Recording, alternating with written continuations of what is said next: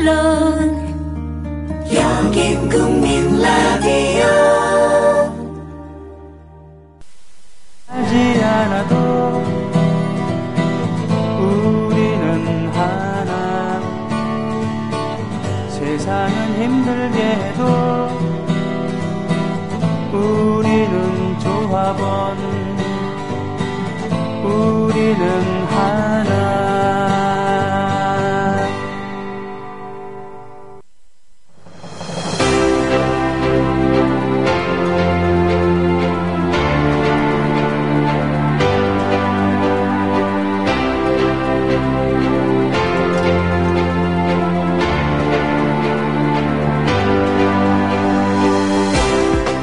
물뚝심송의 독재유산 답사기.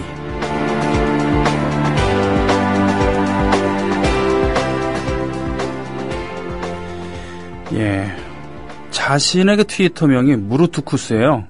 무슨 침묵리우스 뭐 이런 것처럼 왠지 라틴스러운. 네.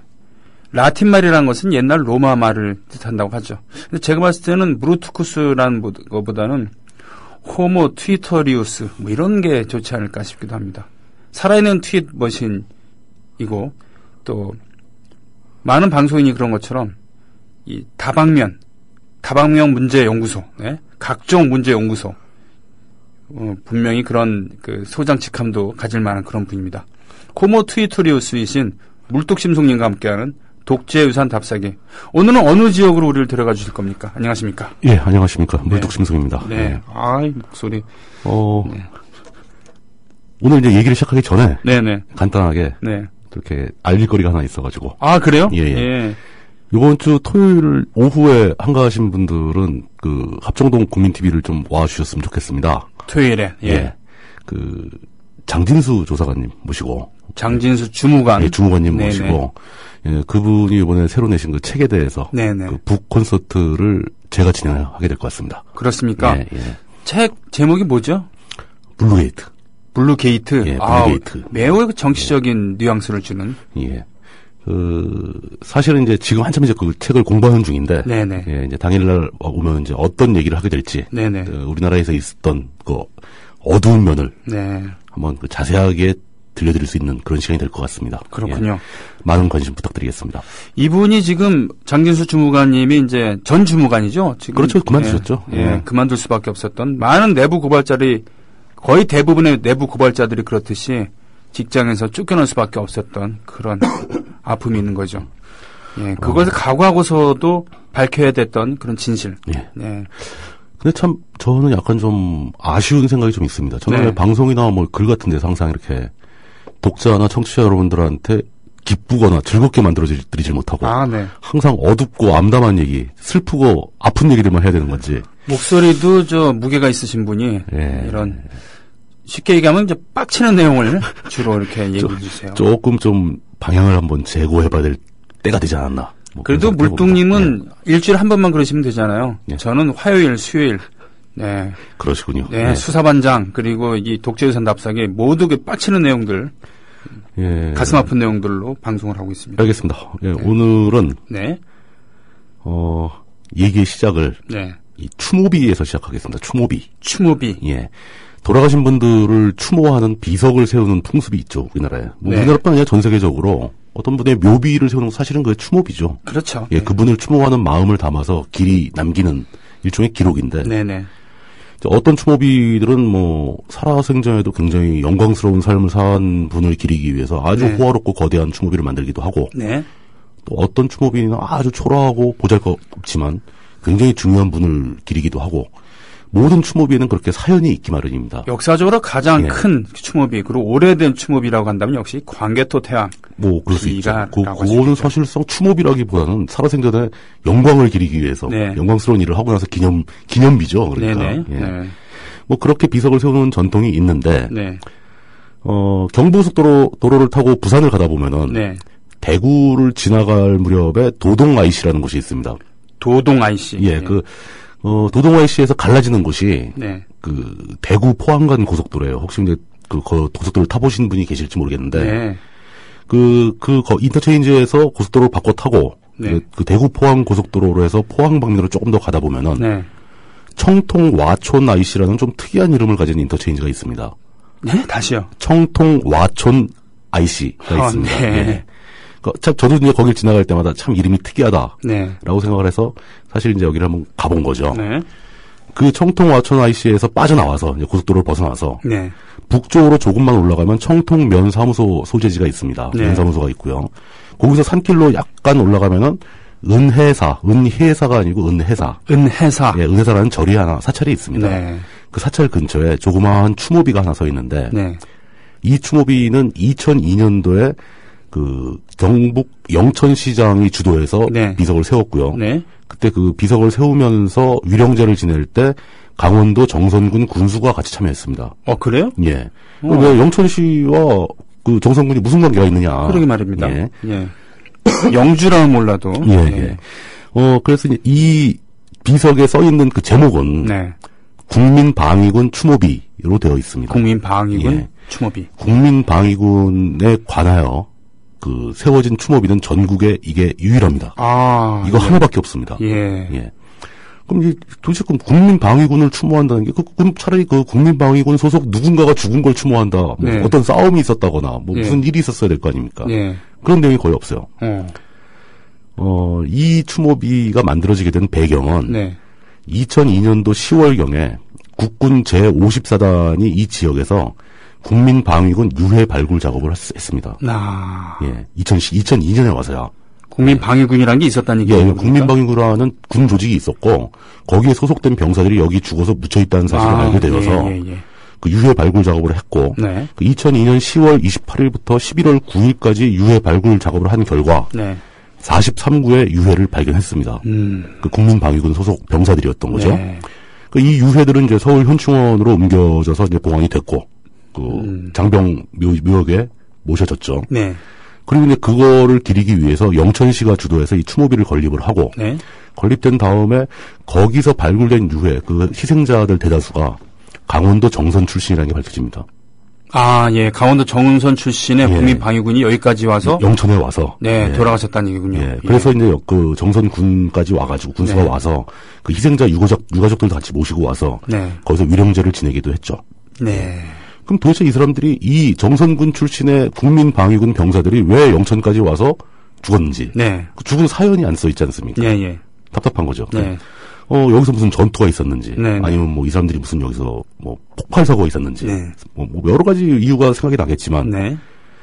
그 내막을 조사하기 위해서 지난 시간 저희가 언급을 했던 진실화해위원회의 조사가 있었습니다. 네. 예. 이 조사 과정에서 이 위원회 사람들이 청통면 712라는 지명이 있는데, 네네. 그 동네의 주민들의 증언을 접수하게 되죠. 네. 이 주민들이 말하기를 이곳이 6.25 당시에 1950년에 네. 교육대장으로 엄기창이라는 사람이 지휘하던 예. 영천 제26 교육대가 있었던 곳이라고 증언을 합니다. 예. 그 영천 줄여 말해서 영천 교육대라고 하는데 뭐 교육대가 여러 개가 있었던 모양이에요. 예. 그 중에 26 교육대고요. 그러니까 예. 26이면 꽤 많다는 얘기네요. 그죠? 그렇죠. 예. 예. 그 영천 교육대가 어디에 있었냐면 이제 금호면 사무소에 교육대 본부가 있었고 네. 영천군 관내에 신령면, 화산면, 청통면, 금호읍, 하양읍, 진양읍 이런 곳에 그 교육대 이 부대들이 산재해 있었다는 거죠. 네. 예, 딱 모여 있는 게 아니라 흩어져 있었다는 얘기죠. 네. 거기에 모여 있던 그 교육대에 들어와 있던 병사들이 교육 대상이었겠죠. 네. 그 병사들이 모두 국민방위군이었다. 네. 국민방위군을 수용한 교육대였다. 예. 라고 증언을 합니다. 그런데 그 국민방위군들이 거기 이렇게 이곳저곳에 흩어져 있는데 네. 7.12 주민들의 경험에 의하면은 네. 그 병사들이 먹을 게 없어가지고 그 7.12 주민들이 사는 각 가정에 몇 명씩 떠맡아서 그 사람들한테 밥을 줬다는 거예요. 아니, 군인인데 먹을 게 없어요? 예, 아무것도 완전히 거짓거리였다는 거죠. 아니, 나라는 뭐하고? 예. 근데 그 중에서 또 예. 이 7.12 마을까지 오게 된 이유가 은혜사라는 절이 있었고 예. 그 절에 상당수의 국민방위군 병사들이 수용됐다는 얘기죠. 네네. 거기 모여 있다가 절에서 먹을 게 없으니까 동네 주민들 집에 내려와서 밥을 얻어먹고 살았던 거죠. 근데 이제 이 주민들도 뭐 돈이 많은 것도 아니고 전쟁통인데. 그러게 말이에요. 네, 뭐 네. 먹을 것도 없고. 네. 점점 이제 식량이 부족해지고 그러니까 그 은혜사 절에 있던 국민방위군 병사들이 죽어나가기 시작합니다. 그 주민들의 경험으로는 증언으로는 뭐 굶어 죽기도 하고 병에 걸려 죽기도 하고. 잠깐. 예. 전투를 하다가 전사를 한 게 아니라. 여긴 전투가 없었어요. 국민방위군들은 전투에 투입되는 게 아닙니다. 점점 이상해지네. 예, 그냥 거기 주둔하고 있다가 죽어나가는 거예요. 그래서 사람들이 자꾸 죽으니까. 네. 그 죽은 병사들을 수습도 못해가지고. 네. 주민들이 나서서 그 시체를 수습해서 묻어줬다는 겁니다. 나라가 또 해주는 게 없는 거는 참 예. 유구한 전통을 갖고 있어요, 우리나라. 예. 그 아무리 전쟁통이라고 해도 네. 좀 신기한 일이죠. 그래서 이제 단체로 그 병사들을 그 마을 한쪽 이제 산 기슭에다 파묻었는데 네. 나중에 1980년대 들어서 그 매장지에 도로가 나게 됩니다. 그럼 이제 매장지 아무리 그냥 대충 넣었다 해도 조그맣게 봉분이라도 만들어줬을 거 아닙니까? 사람이 죽었는데. 네. 예. 그 봉분이 조그맣게 쪼르륵 있는데 글로 하필이면 도로가 나게 되는 바람에 주민들이 또 거기 매장된 유골들을 다 발굴을 해서 좀 약간 산마루 쪽 더 높은 곳으로 네. 이장까지 해줬다는 겁니다. 그 이장한 장소에 가서 국방부가 2002년 10월 달에 네. 제54단 병사들을 동원해서 그 유해들을 발굴을 한 겁니다. 아하. 그게 그렇게 해서 유골을 찾게 됐구나. 그 참 치일리 주민들은 굉장히 착한 사람들인 거죠. 여기까지만 얘기하면 그렇구나라고 하지만 물독심송의 독재유산 납사기는 사실 여기서부터 시작을 한 이게 겁니다. 시작인 거죠. 예. 그럼 이 사람들은 도대체 어떤 병사들이었길래 네. 그 국민방위군이라는 게 어떤 조직이었길래 영천 제26 교육대라는 그럴듯한 이름을 가진 교육 편제가 네. 존재했음에도 불구하고 이 사람들이 굶어 죽고 병들어 죽고 심지어 죽었는데 시신 수습도 못해서 마을 사람들이 나서가지고 다 해줬는가? 그러게요. 어떤 일이 있었던 것인가? 네. 정말 궁금해요. 뭐 이런 경우가 다 있습니까? 그렇죠. 네.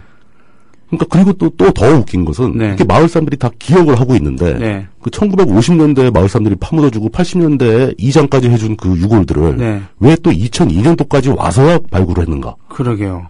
군부대에 속한 정식 그 어떤 명칭도 있고 조직도 있는 군인들이었는데 네. 그 사연을 마을 사람들이 다 알고 있는데 왜 2002년도에 와서야 조치가 됐는가? 이런 의심도 할 수 있는 거죠. 지난번에 보도연맹은 정말 지금 60몇 년째 계속 얘기가 진행되고 있는 겁니다만. 그렇죠. 네. 근데 그거는 이제 보도연맹 자체가 약간 사상의 문제가 있고, 네네. 그 정권 입장, 독재 정권 입장에서는 그걸 덮을 이유라도 있었다고 치죠. 네. 이거는 한국군, 남한 군대 소속 병사들이라는 거죠. 네. 이 사람들은 왜 이렇게 무관심하게 버려졌는가? 네. 네. 뭐 이런 질문이 가능한 거죠.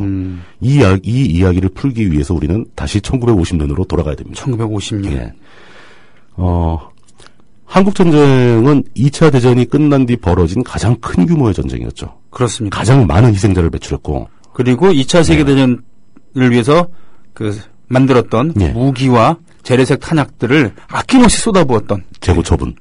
예, 그 효과도 있었고. 예, 무지막지한 전쟁이었습니다. 그러면서도 또 남한과 북한이라는 그 같은 나라에서 갈려나간 두 나라의 전쟁이니까 내전의 성격도 가지고 있는 전쟁이었고요. 그렇죠. 예. 예. 대신에 또 내전이면서도 북한 측을 돕기 위해서는 소련과 중공이 참전을 하고 남한을 돕기 위해서는 유엔 연합군을 다 참여시키고 사실상 전 세계대전이나 마찬가지였던 거예요. 무대는 좁은데, 예, 무대는 좁은데 등장 인물이 너무 많은. 그러다 보니까 너무 많이 죽었어요. 그렇죠. 예. 어느 정도 죽었냐면은, 이제, 물론 뭐, 물질적인 피해, 뭐, 부서진 산업시설, 도로망, 뭐, 이런 그 국가 전체의 구조가 다 붕괴하긴 했는데, 네. 뭐, 그건 다 둘째 치고, 네. 과연 얼마나 죽었는가? 네. 소련의 통계에 따르면 북한 쪽에서는 모두 약 113만 명 정도가 사망을 했다고 합니다. 이게 당시 북한 인구의 11.1%에 달한다고 합니다. 예. 그러니까 이 6.25 전쟁을 통해서, 한국 전쟁을 통해서 북한 측에서는 사람 10명당 1명씩 죽어버린 거예요. 네. 이렇게 되면은 자기 주변에 그 사람이 보통 사회생활 할 때 한 40명, 50명은 다 알거든요. 네네. 그럼 내가 아는 사람 중에서 최소한 대여섯 명씩은 죽은 겁니다. 네. 그것도 이제 예. 주로 나이대가. 그렇죠. 예, 젊은 나이대였을 거 아닙니까? 가장 활동력이 왕성한 사람들이 대부분 죽었으니까. 네. 예. 굉장한 비극이었던 네, 거죠. 예.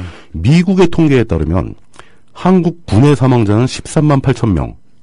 예. 13만 명이 넘는 거죠. 네네. 한국 군의 부상자는 45만 명. 아이고. 실종자까지 포함하면 약 60만 9천 명이 피해를 입었고요. 네. 남한의 민간인 피해 규모는 지금 얘기한 건 군인 예, 피해자고 군인만이었고. 민간인 피해 규모는 사망자가 24만 5천, 네. 학살된 민간인이 13만 명.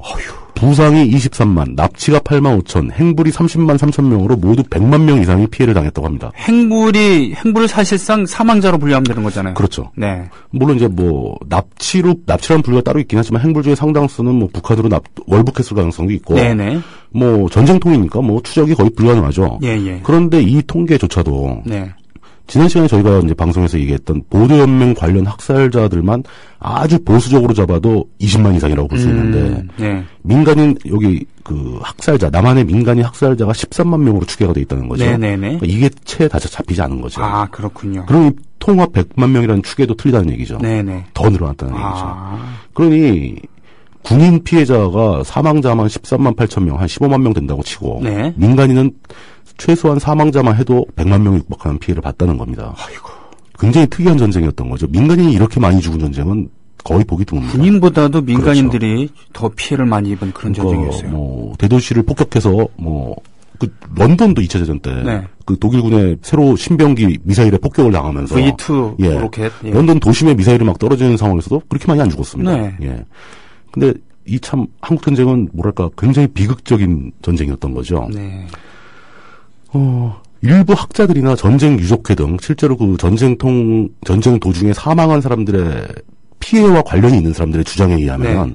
학살된 민간인들, 그러니까 네. 그냥 전쟁통에 뭐 폭격 맞고 이렇게 사망된 사람들 말고 학살된 민간인들만도 100만 명이 넘는다는 주장도 있긴 합니다. 아, 예.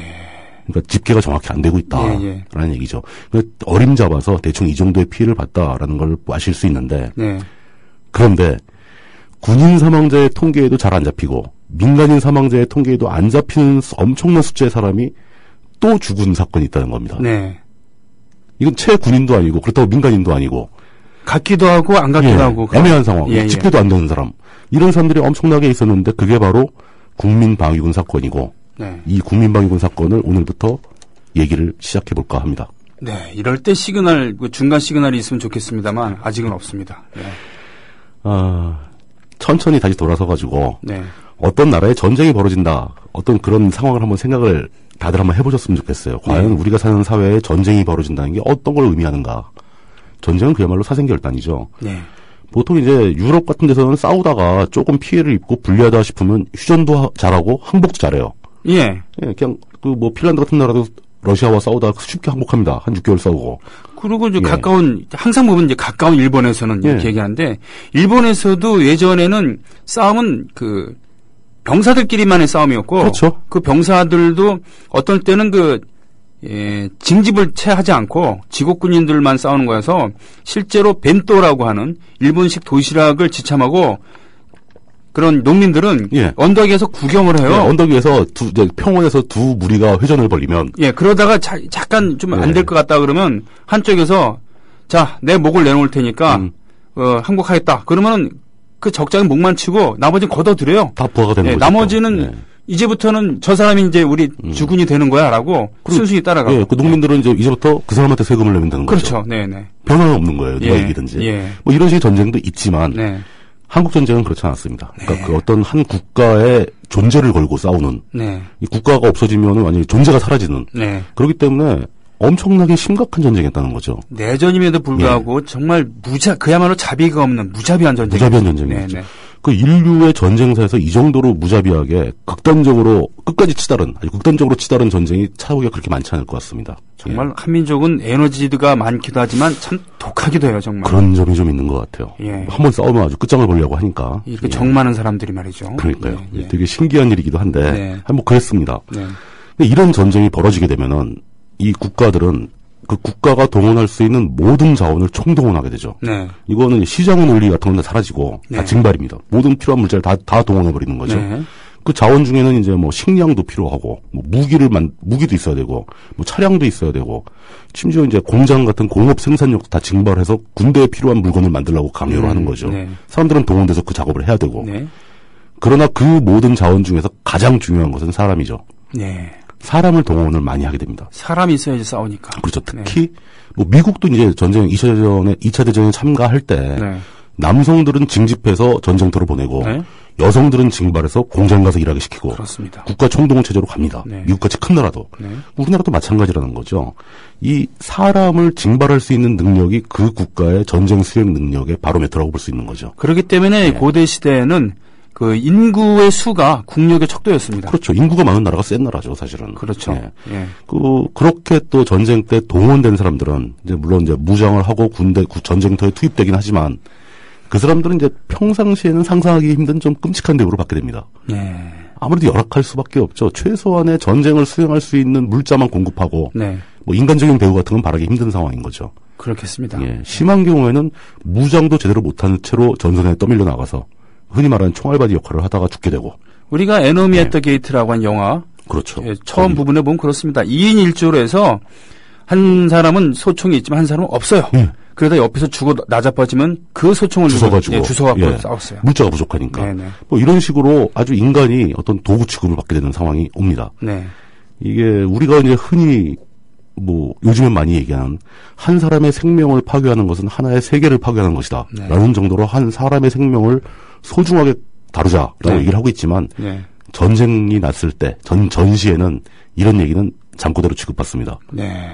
사람의 생명이 아주 무시되는 거죠. 네네. 전쟁의 도구로 간주되고 인격은 모독됩니다. 네. 저기 길가에 서 있는 저 남자가 네. 만약에 우리가 잡아다가 우리가 교육시켜서 우리가 군인으로 쓴다면은 우리 편 군인이지만 그렇죠. 저 사람이 적의 군대에 들어가서 적군이 되면은 당장에 총 들고 우리를 겨냥할 것이고 우리한테 돌격할 적군이 되는 거죠. 네. 그러면 우리가 못 쓸 상황이라면 차라리 죽여 없애야 우리가 전쟁에 이길 수 있다. 라는 식으로까지 판단이 간다는 겁니다. 전쟁은 그런 존재예요. 네. 예. 전쟁 자체가 이런 걸 보면 그 자체가 바로 지옥인 거죠. 네. 뭐 지옥이 뭐 따로 있겠습니까? 사람 목숨이 제값을 못 받는 게 지옥인 거죠. 예. 예.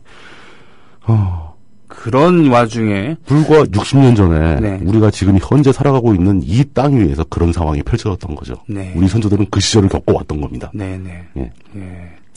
여러분들이 잘 아시겠지만 이제 한국 전쟁이 발발하자마자 이 대한민국 즉 이승만 정권이 이끈 남한은 아주 초고속으로 후퇴를 합니다. 그렇죠.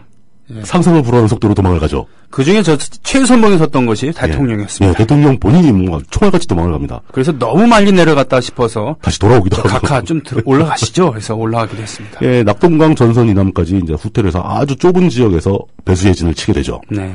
그 정부가 후퇴하면서 그때는 아무 정신이 없었기 때문에 뭐 한강다리까지 끊고 도망갈 정도였으니까 네.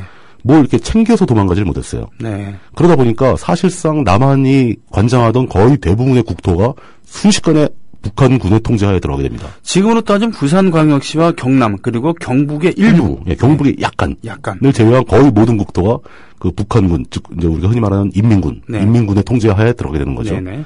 그럼 거기 남아있던 그 지역에 살던 민간인들, 미처 피난가지 못한 그 일반인들은 어떻게 됐겠느냐?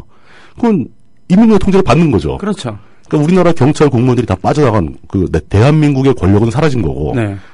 북한 조선민주주의 인민공화국의 권력이 지배하는 지역이 된 겁니다. 인민위원회가 예. 속속 결성이 되고. 그렇죠. 예. 예. 그 상황에서 북한은 의용군이라는 체제를 가동시키기 시작합니다. 아, 네. 영화나 뭐 이런 곳에서 많이 들어보신 이름일 겁니다. 의용군. 뭐 저 태극기 휘날리며 예, 보면은 거기 자주 나오죠. 네. 그 의용군이 그냥 임의로 만들어진 조직이 아니고 네. 1950년 7월 1일부로 그러니까 전쟁이 발발하고 한 닷새 이후에 네. 예, 북한 최고인민회의에 속한 상임위원회가 전시 동원령을 선포하게 됩니다. 네. 그러니까 그 명령이죠.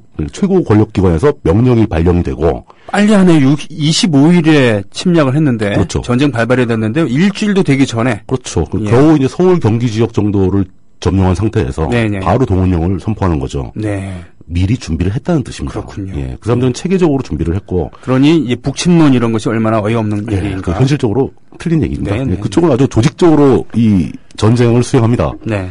그 이 의용군 모집을 원활히 추진하기 위해서 북한 군사위원회 밑에 네. 인민의용군 조직위원회를 또 설치를 합니다. 네. 그쪽 사람들은 위원회를 좋아해요. 네. 그래서 우리나라에서는 위원회를 싫어하는 사람들이 또 많아요. 아, 그렇습니까? 예. 그 서울을 비롯한 주요 도시에 그 훈련소를 설치하고 그렇게 해서 모집된 의용군 입대자들을 단기 군사 정치 훈련을 시켜서 북한군에 편입할 수 있도록 네. 조직을 갖추기 시작하는 겁니다. 쉽게 얘기하면 총알바지 개념일 수도 있겠군요. 그런 개념일 수도 있죠. 네. 근데 이제 북한은 기본적으로 이제 사회주의 이념을 모토로 하는 그런 정권이니까 네. 공식적으로 의용군은 자발적인 참여가 원칙이었습니다. 공식적으로 자원해라. 네. 예, 그러면서 이 자원을 이끌기 위해서 자원한다고 누구나 받아주는 것도 아닙니다. 최소한 기준 나이가 18세 이상이어야 하고 네. 그리고 빈농, 가난한 농부의 집안의 아들은 우대합니다. 아, 계급성. 예, 계급성을 강조하기 위해서. 네. 사회주의 기본 원리죠. 네. 예. 그 초반에는 이제 그 해방 이후 전쟁 전까지 이승만 정권 하에서 감옥에 들어갔던 좌익 사범들, 네. 좌익 활동가들, 네. 그 뭐 지하 운동하던 사람들, 남로당 당원들, 또 뭐 보도연맹원 소속 이런 사람들이 우선 입대자로 분류가 됩니다. 네. 그 사람들은 환영받는 거죠, 들어오면. 네. 그러다 이제 7월 이후에는 어떤 식으로, 그러니까 전쟁이 발발하고 몇 주 지난 다음에는 전환이 되는데, 그, 군중 대회를 자주 합니다. 그러니까 자기 북한군이 점령한 지역에 가서 네. 사람들을 막 광장에 모이게 해가지고, 네. 거기서 막 연설하고, 조국의 해방을 위하여 당신들은 다 뭐 영광스러운 인민군에 나오십시오, 뭐 이런 얘기 하는 거죠.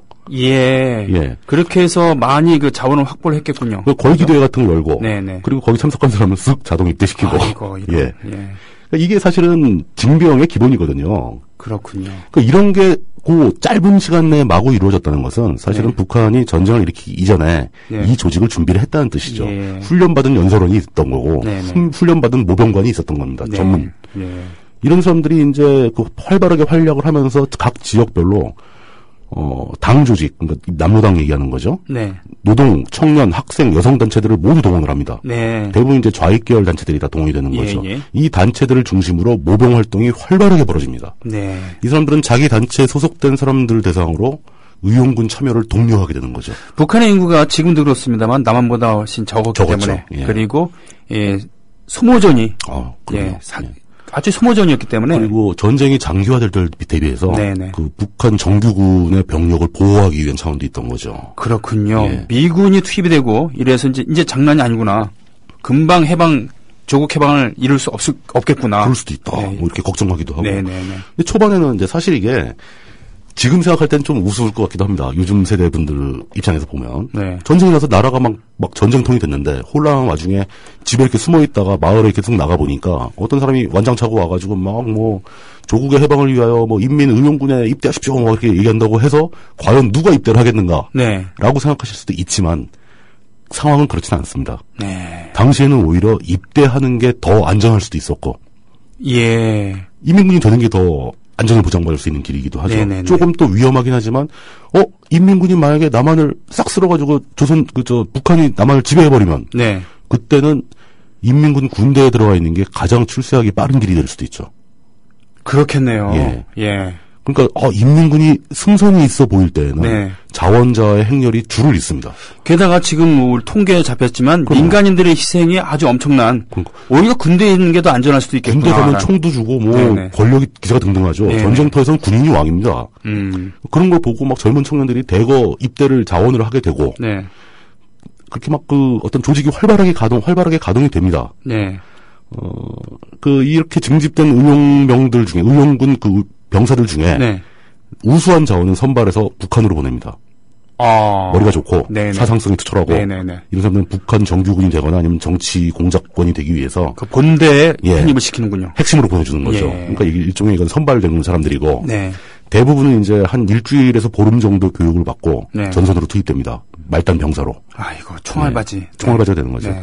그리고 거기도 못 끼는 사람들은 대부분 나이가 좀 들었거나 네. 좀 지나치게 지식이 부족하다거나 네. 이런 사람들은 노무자로 동원이 됩니다. 군대를 따라다니면서 뭐 총알 같은 거 지고 다니는 사람. 맞아요. 고지정탈전하고 그럴 때 지게 부대가 많았습니다. 지게 부대가 이제 보급 물자 들고 막 왔다 갔다 해야 되니까 네네네네. 그런 거는 누구나 할 수 있잖아요. 네. 그렇게 분류를 해가지고 북한 정규군의 병력을 보충하는 용도로 아주 유용하게 활용이 된다는 거죠. 네. 이런 의용군들이 점점 늘어나면서 이제 병력 수가 많아지니까 네. 신규 여단까지 편성이 됩니다. 그러니까 대단히 많이 동원을 했다는 얘기죠. 여단이라고 한다면 최소한 연대 2개 정도는 되는 거잖아요. 그렇죠. 그죠? 사단이 이제 연대 3개 정도. 연대 4개. 네, 예, 연대 서너 개 예. 이렇게 되는 건데, 여단이라고 한다면 그보다는 좀 규모가 작지만. 조금 작죠. 그렇지만 수천 명의 그런 규모입니다. 경북 지역에서는 안동여단. 예. 이게 상설되고요. 오. 충남의 대전여단. 네. 전남의 광주여단. 이런 여단들이 의용군으로만 만들어진 전투여단입니다. 네. 이런 편제가 가능했다는 것은 의용군 숫자가 만만치 않다는 거죠. 그러게 말입니다. 예. 네. 그리고 이 모든 의용군을 총지휘하는 의용군 총사령관으로 노동당 부위원장을 하던 이기석이라는 사람이 임명됩니다. 고위급이네요. 굉장히 고위급인 네. 거죠. 예, 네. 부위원장이니까. 네. 그러니까 의용군이 사실 북한 그 한국 전쟁을 수행하는 과정에서 북한 병력의 상당 부분을 맡았다. 그게 그리고 효과를 줬다. 그리고 예. 보니까 눈치가 이제 채이시겠지만 상당 부분이 소모되는. 대부분 소모됐죠. 네. 예, 예. 근데 이렇게 잘 모집되던 의용군들이 네. 전황이 불리해지고 자꾸 네. 또 이제 그 북한이 또 밀리기 시작하니까 네. 사람들 눈치가 있거든요. 그럼요. 그리고 야, 이거 북한이 지나보다. 예, 그리고 갔다가 돌아오지는 못하네. 예. 예. 이건 문제가 있다. 네. 그래서 의용군들이 막 탈영도 하고 네. 더 이상 지원을 안 하게 되고 그렇게 되니까 계속 의용군은 모으라고 위에선 닥달을 하고 네. 그러니까 이제 강제 모집이 막 시행됩니다. 아이고. 예. 어떤 식으로 하냐면 이제 뭐 마을별로 할당을 해버립니다. 아이고. 너희 동네는 사람이 몇 명이니까 의용군 5명. 네. 그럼 마을에서 이제 죽음의 제비 뽑기죠. 아이고. 누구네 집 아들 딱 그래서 이름 써놓고 뽑아가지고 네, 네. 가라. 예. 너희가 가야 우리가 산다. 네. 뭐 이런 비인간적인 일이 막 벌어지는 겁니다. 네. 그게 전쟁터에서 아주 다반사로 벌어지는 일이죠. 네. 그 의용군도 점점 이렇게 쇠락하기 시작하는데 네. 뭐 어쨌든 간에 결과적으로 확인되지는 않지만 대략 추산하기로 최소 10만에서 40만 사이로 의용군이 모집됐었다. 네. 그 짧은 시간 내에. 엄청나네요. 예, 엄청난 숫자가 있었고 또 그 사람들이 그 한국전쟁 3년간 벌어진 한국전쟁에 꽤 많은 역할을 했다. 이게 엄청난 예. 숫자라는 것은 당시에 그 남한에 예. 국방군 총 숫자가 예. 20만 명대 초반이었어요. 그러니까요. 예. 그 상당히 막 흩어지고 도망가고 패퇴하고 막 그래서 막 몇만 단위로 줄어들 때도 있었죠. 그렇죠. 예. 네. 예. 10만에서 40만이면 굉장한 대병력입니다. 그럼요. 예. 그렇습니다. 예. 실제로 6.25 참전 경험자들의 회고록 같은 걸 보면은 네.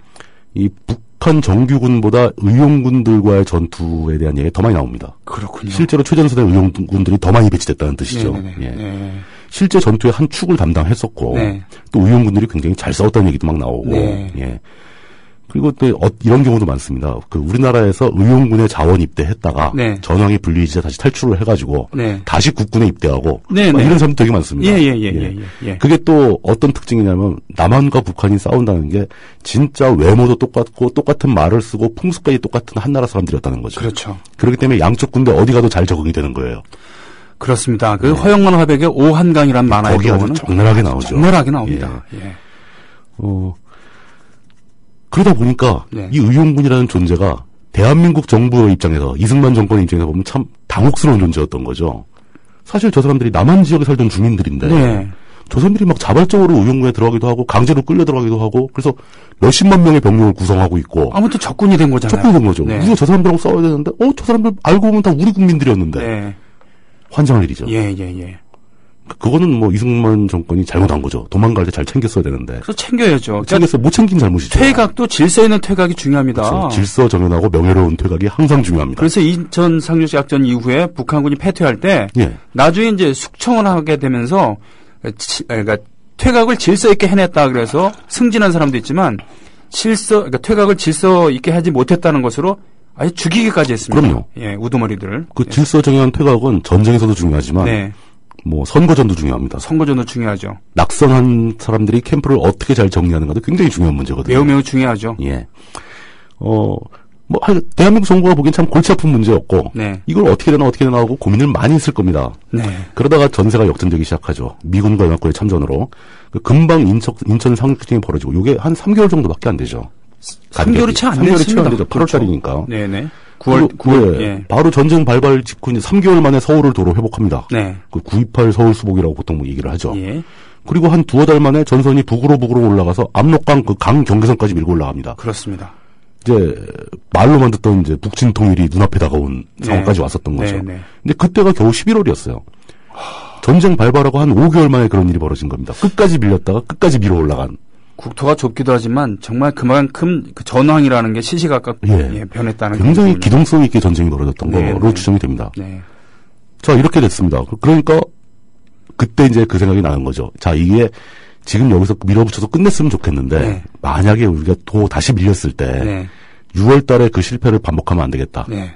우리는 지금 북한 영토까지 다 장악하고 있는데 네. 우리도 의용군 같은 걸 만들어야 되겠다. 아, 라는 생각을 하게 되는 거죠. 그렇군요. 이미 북한에서 한번 이렇게 털어가긴 했지만 예. 남은 사람들이 아직도 많거든요. 네. 예. 다시 그 털리게 할 수는 없다. 예. 예. 그래가지고 계획을 급조합니다. 급조. 예. 사실 남한은 전쟁 준비를 전혀 못한 상황이었기 때문에 네. 그런 계획 같은 게 있을 수가 없어요. 그렇죠. 사전에 준비를 못했을 거 아닙니까? 네네. 그리고 그동안은 뭐 그런 계획, 뭐 미래에 대한 준비 같은 걸 할 여유가 있는 상황이 아니죠. 전시 상황인데. 네.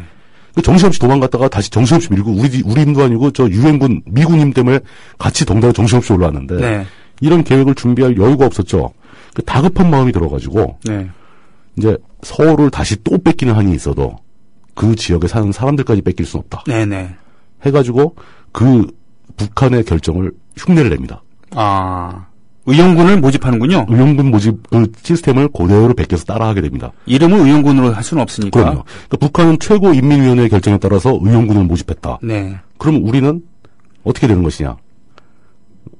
우리는 최고 국가 의사 결정 기구 최고 기구가 국회잖아요. 네. 그러니까 정부가 어떤 법안을 만들어 가지고 국회에 네. 제출하고 국회에서 그 안을 통과시키는 거죠. 네, 네. 그게 똑같은 형태죠. 네. 예. 그렇게 하면서 그 북한 측에서 이제 최고인민위원회 결정에 따라 조직적이고 체계적으로 의용군을 모집했는데 네. 우리는 그들이 몇 년 동안 준비해온 그런 계획 하나도 없이 네. 겉모습만 흉내를 내가지고 비슷하게 또 착착 진행을 합니다. 하여튼 예. 참 인생의 임계응변이에요. 우리나라. 그러다 보니까 네. 굉장히 허술할 수밖에 없는 거예요, 이게. 네. 그래서 그 국가적인 정책이 이렇게 급조되고 허술하게 집행되는 것은 거의 대부분이 비극으로 끝나게 됩니다. 아, 네. 예. 그래서 정책이라는 것이 정말 중요하다라는 그렇죠. 그런 것을 역설적으로 얘기를. 1950년 12월 15일. 네. 12월 15일. 네네. 즉, 일사 후퇴의 약 한 2, 3주 전이죠. 그렇죠. 아주 전면적으로 후퇴를 하기 직전. 네네. 그러니까 이때 이미 벌써 전황이 좋지 않다는 걸 눈치를 챈 거죠. 그렇죠. 그러니까 예. 중공군이 개입을 한 겁니다. 이제 기미가 빡 보인 거죠, 이제. 네네. 예. 네. 그때 어떤 법안이 통과되냐면 군경과 공무원을 제외한 네. 만 17세 이상 40세 이하의 장정은 네. 제2국민병에 편입하고 네. 그 제2국민병 중에서 학생이 아닌 자는 지원에 의해 국민방위군에 편입한다라는 네. 것을 주요 내용으로 하는 국민방위군 설치 법안이 통과가 됩니다. 네. 이게 그냥 문장으로 봐서는 별거 아닌 것 같지만 어마어마한 계획인 겁니다. 아니, 투표권도 지금 겨우 낮춰갖고는 19세인데, 예? 이 17세에서 40세 이하의 장정이라는 것은 이제 일단 우리나라 인구의 반인 남자 중에서 네. 애들 빼고 노인들 빼고 다란 얘기네요. 다라는 얘기죠. 네. 거기서 공무원과 경찰이 몇이나 되겠습니까? 그 사람들 공무원 경찰 빼고 네. 그 군인 경찰 다 빼는 거죠. 네. 그 빼고 나머지 모두가 제2국민병이 되고 네. 그 중에서 학생은 공부를 해서 이제 뭘 해야 되니까 빼주고 네. 근데 학생들은 대부분 자발적으로 학도병을 지원을 하죠. 맞아요. 예, 학도병이라는 게 또 있었죠. 만 17세 이상이면 고3 일부. 뭐 고2, 고3이죠. 뭐. 네네. 예. 예, 그리고 40살 이하라고 한다면 여기 임대용 PD도 그러니까요. 나가야 된다는 얘기예요. 저는 안 나가도 됩니다. 저도 안 나가도 돼요. 아, 다행이네. 저는 넘었어요. 예. 다행인가? 아무튼. 네, 뭐 아무튼. 네.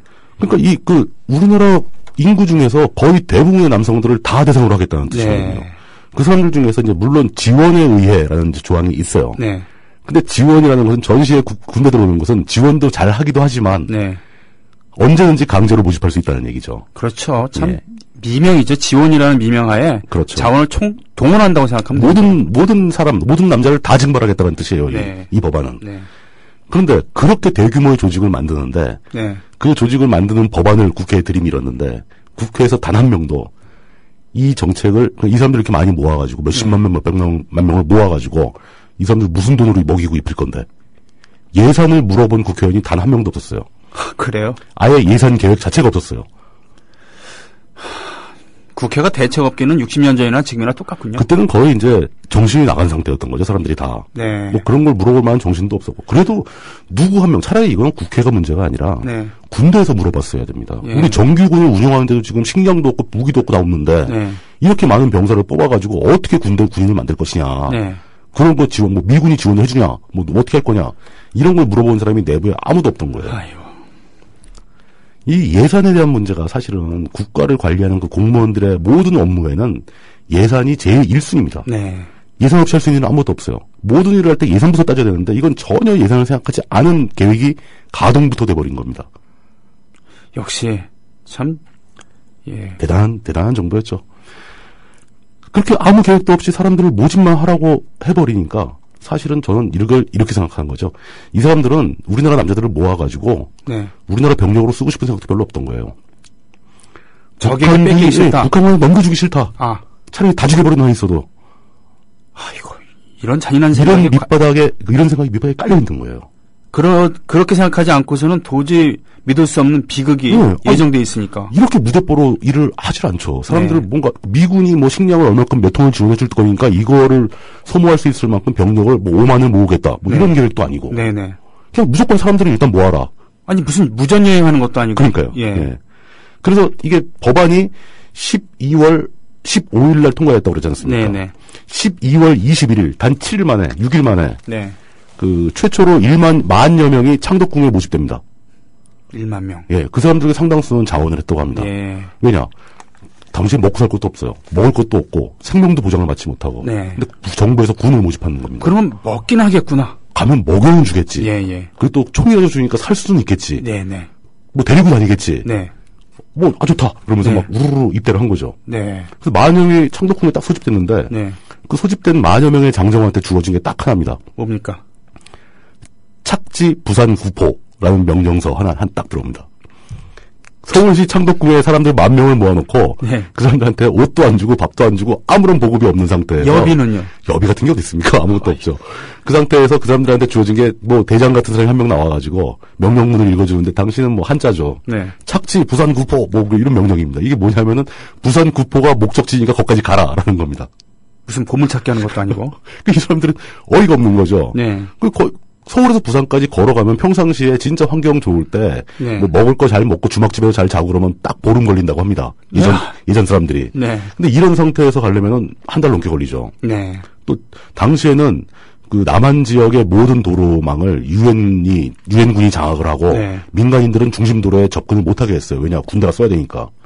그러니까 고속도로는 없었던 그 당시에 예, 물론 국도가 모두 예, 국도는 다 차단되어 있는 상황이에요. 그러니까 마을에서 마을로 오솔길을 통해서 걸어가야 되는 겁니다. 무슨 과거 시험 보러 가는 것도 그렇죠. 아니고. 그렇게 되면 거리가 한 1,000km 되죠. 아, 예.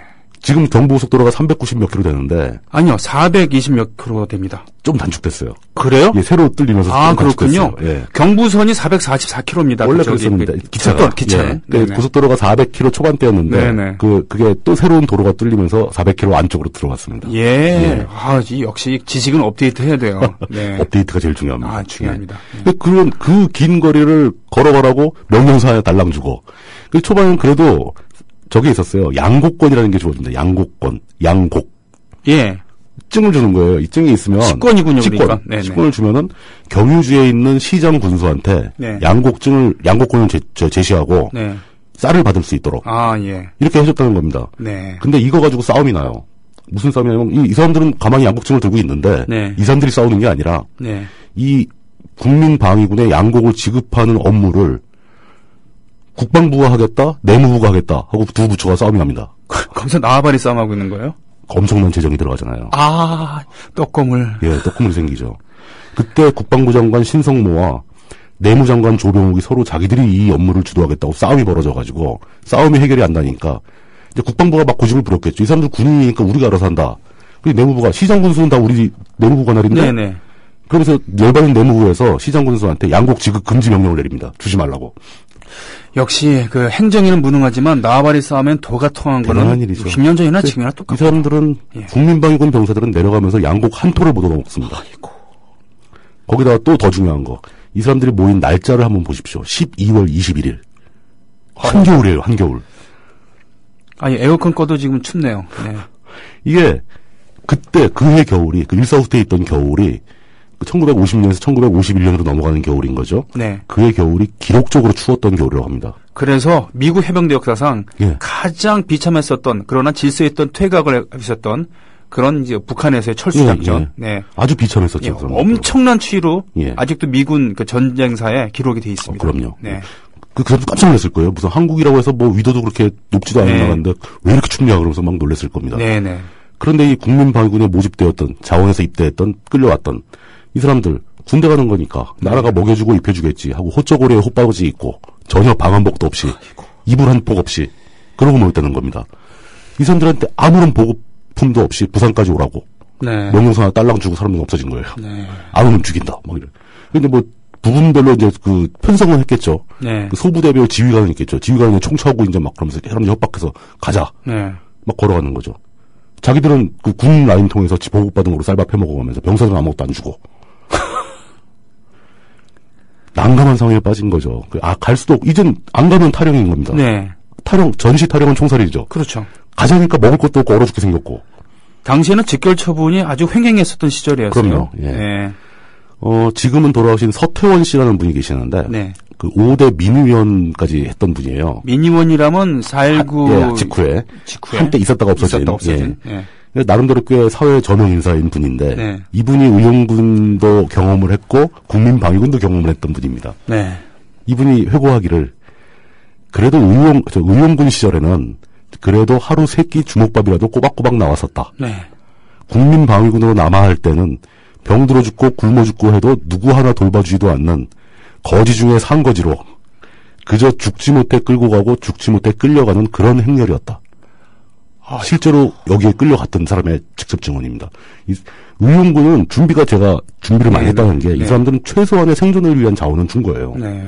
주먹밥이 되었더라도 끼니가 꼬박꼬박 나왔다는 것은 보급이 안정돼 있었고, 네. 뭐 하다못해 옷이라도 준 거죠. 그렇군요. 그러나 조국인 그야말로 대한민국에서는 오히려 먹여주고 입혀주기는 하겠지라고 당연히죠. 당연히 누구나 그렇게 생각을 하죠. 군대 가면 다 밥 준다고 그러니까. 네. 근데 먹여주고 입혀주는 걸 안 한 거예요. 무장은 둘째치고 말이죠. 무장은 아직 뭐 생각도 못하는 단계고. 네. 그러니까 진짜 완전히 그 광경을 한번 생각해 보십시오. 군복도 지급이 안 됐습니다. 각자 집에서 입던 옷을 입고 막 이렇게 휘휘 두르고 뭐 거적대기 같은 거 두르고 서가지고 그런 사람들이 10,000명이 넘게 걸어가고 있는 장면 한번 생각해 보십시오.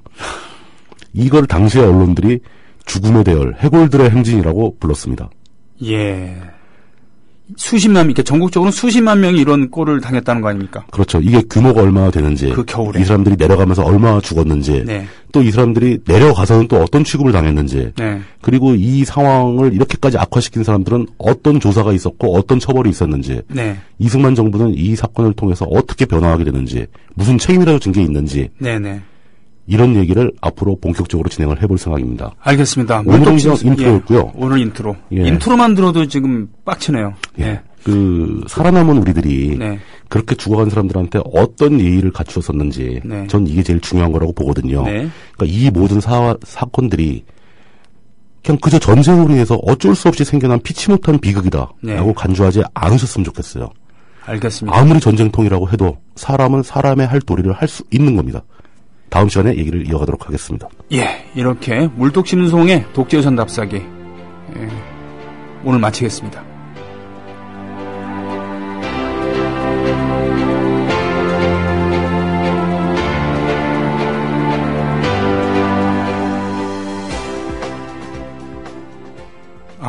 에어컨을 껐음에도 불구하고 참 춥네요. 회원관리 모드로 가보겠습니다.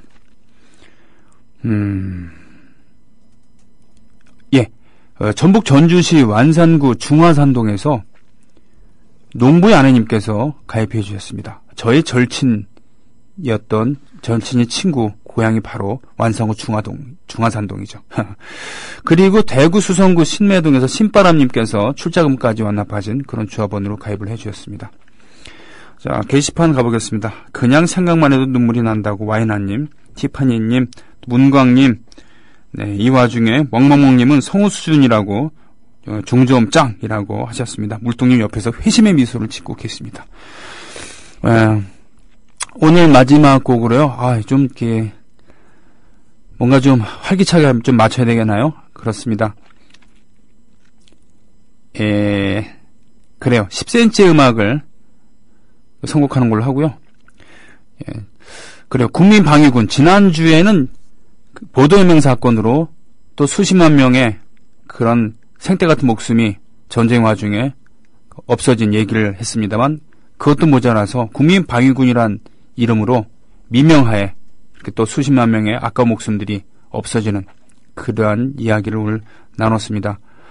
지금 세월호에 갇혀있는 12명의 그런 사람, 이 모두가 12개의 우주인 것이죠.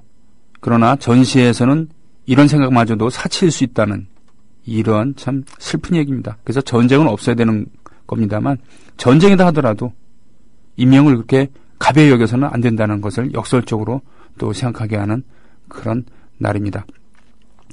내일은요, 목요일입니다. 예, 그 최규성 선생과 함께하는 그 대중가요 LP 가이드. 예, 그 본방을 사수해야 되는 그런 프로그램입니다. 물뚱님 프로그램만 해도 나중에 다운받아서 들으면 되지만 최규성 선생의 그런 순서는 그렇게 하면 안 되죠. 왜? 음악이 서비스가 안 되니까. 그리고 그 음원 하나하나가 모두 희귀 음원들입니다.